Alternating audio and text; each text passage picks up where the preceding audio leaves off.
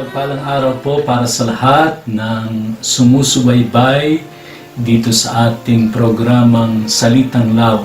Natatangi po ang araw na ito sapagkat ipinagdiriwang ng simbahan, pinagdiriwang ng kapisanan ng Oblatos ni San Jose, ang kapistahan ni San Jose bilang kabiyak ng mahal na Birhen, St. Joseph as husband of Mary.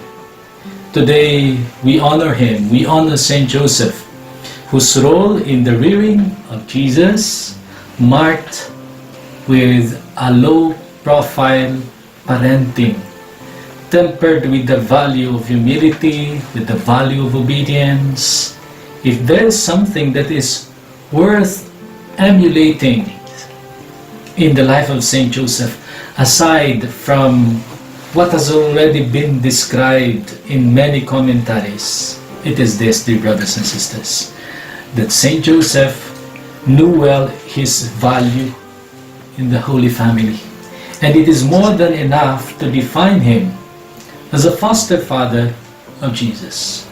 So the challenge for us, dear brothers and sisters, in this feast of St. Joseph as husband of Mary is for us to be protectors like St. Joseph. Let us be protectors like St. Joseph. We are called to be protectors like St. Joseph by watching over and caring for the poor, caring for our own families, caring for the friendships, caring for the environment, and caring for our own emotions and hearts. Everything has been entrusted to our protection. Magandang unawain yung salitang protection. May ipinagkatiwala sa iyo ang Diyos para ingatan. Entrusted to our protection, and all of us are responsible for it. Be protectors of God's gifts. Whenever human beings fail to live up to our responsibility, whenever we fail to care for creation, to care for our brothers and sisters, the way is open for distraction and our hearts hardened. How does Joseph respond to his calling to be protector of Mary, to be protector of Jesus, to be protector of the church?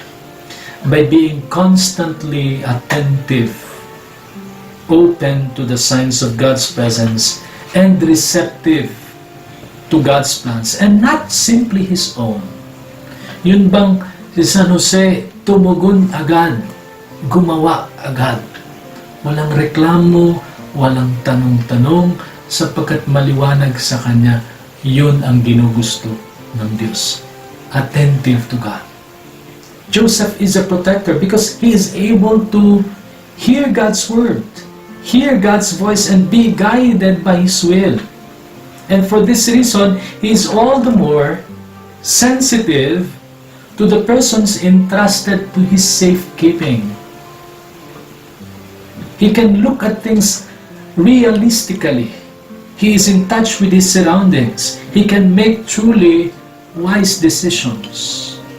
Gaano kahirap sa kanya ang lahat para ingatan ang mahal na Birhen, para ingatan ang bugtong na anak ng Diyos. Entrusted to His care, He was responsible to it. And our response as to being a protector is not just something involving us Christians alone. It also has a prior dimension which is simply human, involving everyone. It means protecting all creation, respecting each of God's creatures, and respecting the environment. Nakakalungkot pagmasdan yung ako po personally pag nagdadrive, pag may nasusundang sakyan o pamilya sakay, kakain basta itatapon sa kalsada kung saan-saan ang mga pinagkainan habang nakasakay sa sakyan.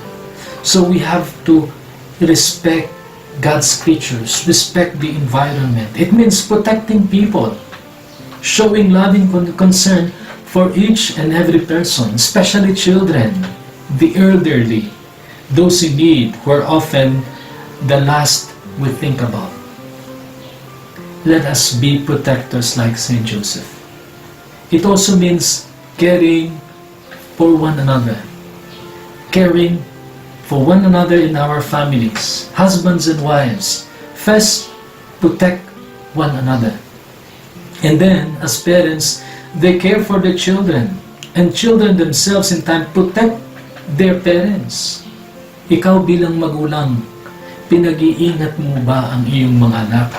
Iniingatan mo ba ang iyong mga anak? Pinararamdam mo ba na mahalaga o priority mo ang pamilya, ang iyong anak? It means building sincere friendships in which we protect one another, we protect one another in trust, we protect one another with or through respect and goodness. So, this is an appeal to us as devotees of St. Joseph.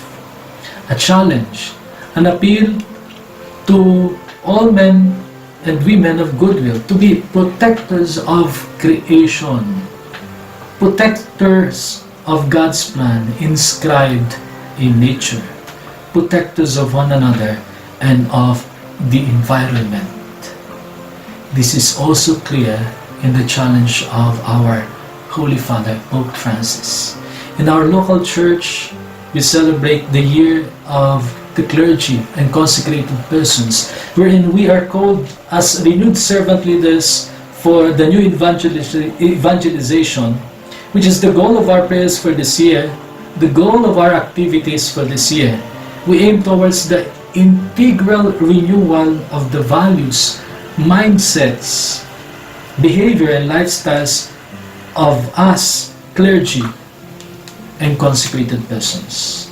Following the example of the Good Shepherd, we are invited to become servant leaders. Inordinahan tayong pari, naging relihiyoso tayo para maglingkod at hindi para paglingkuran. So, as servant leaders, we care most especially for the least, for the lost, and the last. On a personal note, let us not allow omens of destruction and death to accompany the advance of this world.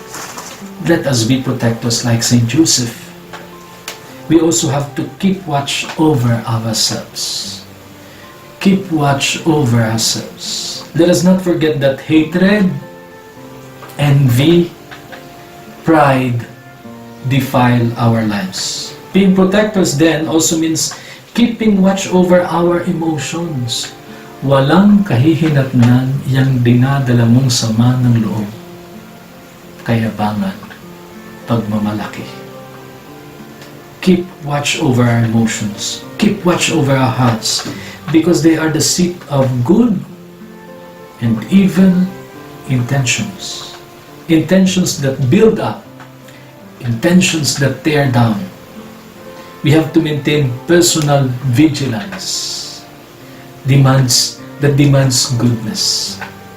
Personal vigilance that calls for a certain tenderness. In the season of Lent, let us pray hard and from the heart. Let us offer our sacrifices. Let us give alms to those who need our help.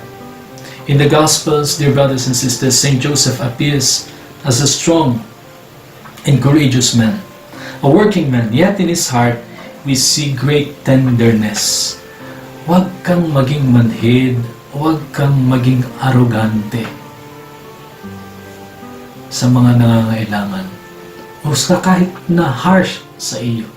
Sa halip, maging mahinahon ka. Ano ang inaisip parating sa akin ng Diyos? No, great tenderness, which is not the virtue of the weak, but rather a sign of strength, of spirit, and a capacity for concern, for compassion, for genuine openness to others, for love.